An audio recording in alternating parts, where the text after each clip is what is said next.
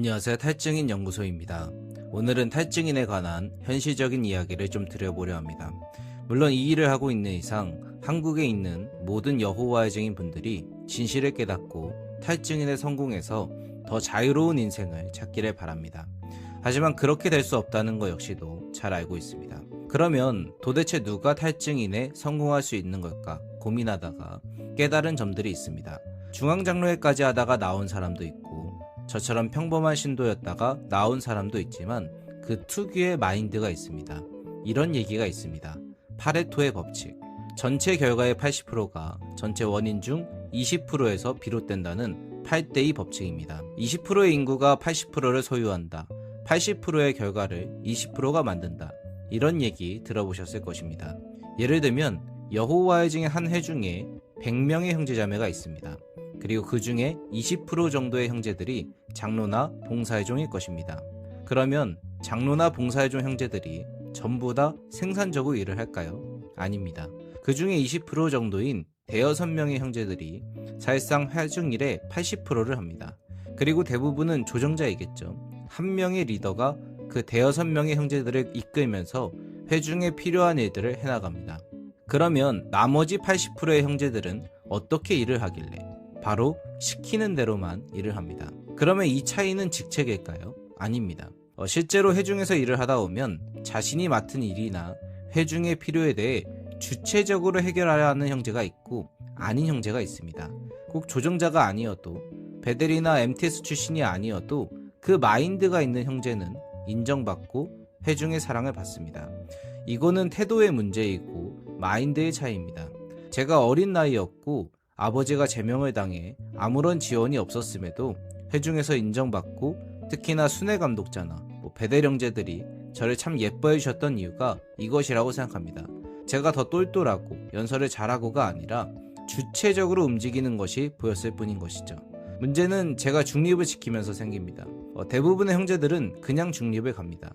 감옥을 간다, 대체복무를 한다, 어떻게 종교 때문에 그렇게까지 할까 하지만 사실 그냥 대부분의 청년 신도들은 어릴 적부터 봐왔기 때문에 집총 거부, 양심적 병역 거부 이런 개념들에 크게 관심도 없이 상황에 맞춰 중립을 지킵니다. 저는 중립에 대해서 깊이 파고들었던 것 같습니다.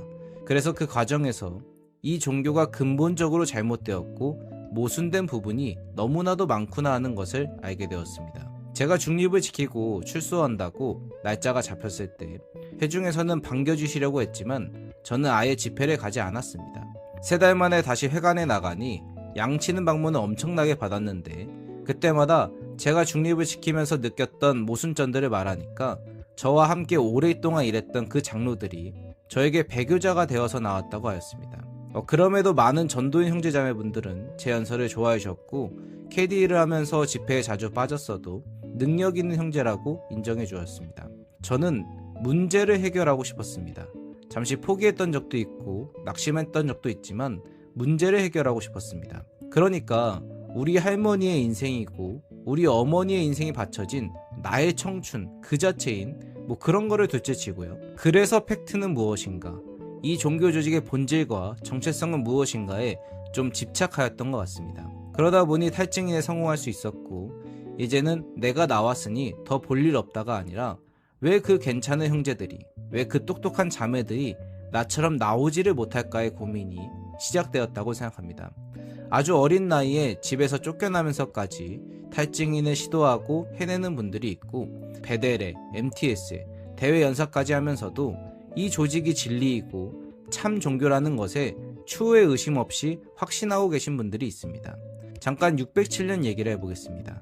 중앙장로회 출신인 레이몬드 프렌즈는 집필 과정 중에 예루살렘 멸망 연도가 607년이 아니라는 증거들을 마주하게 되었을 때 모든 반대 증거에도 불구하고 그런 증거들은 어딘가 잘못되었을 것이라고 믿고 싶었다고 말했습니다. 그래서 고고학적 증거와 역사적 증거들의 신뢰성을 약화시키려는 정보들을 출판물에 싣게 됩니다. 그 사실을 나중에 양심의 위기였다 말하면서 말이죠. 문제는 제가 어머니께 예루살렘 멸망 연도가 잘못되었다면서 1914년 규리는 조작된 것이다 말을 합니다. 어머니는 충격을 받으시고 알아보겠다 하십니다. 그러고는 회중 장로들한테 물어보십니다. 회중 장로들은 파수대 기사를 찾아주시면서 607년이 맞다고 말을 합니다.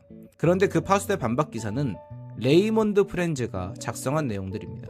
더 웃긴 거는 제 여자친구의 경우 그냥 인터넷에 검색을 합니다. 예루살렘 멸망 연도가 몇 년인지 당연히 587년이 나옵니다.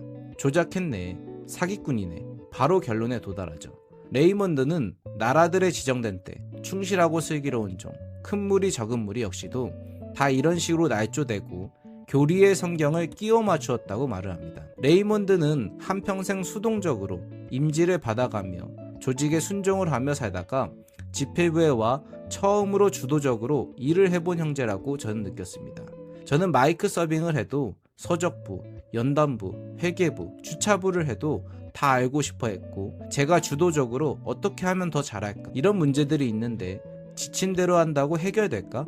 이런 식으로 생각하고 일을 하였습니다. 수원 서부회 중에 있을 때 조정자 형제가 저를 정말 많이 지적하고 싫어했던 제가 자주 한 말이 있습니다. 그거는 지침대로 하면 안 돼요. 대부분의 형제들은 지침대로 순종, 복종을 말을 합니다. 문제는 그렇게 했는데 해결이 안 되었을 때 주체적으로 그 일을 해결하려는 그 마인드가 없습니다. 저는 여호와의 증인이라는 이 집단이 이 나라의 문제라고 생각합니다. 10만 명 정도 집단의 문제인 것이죠. 저는 해결하고 싶습니다. 물론 배교자 소리는 듣겠죠.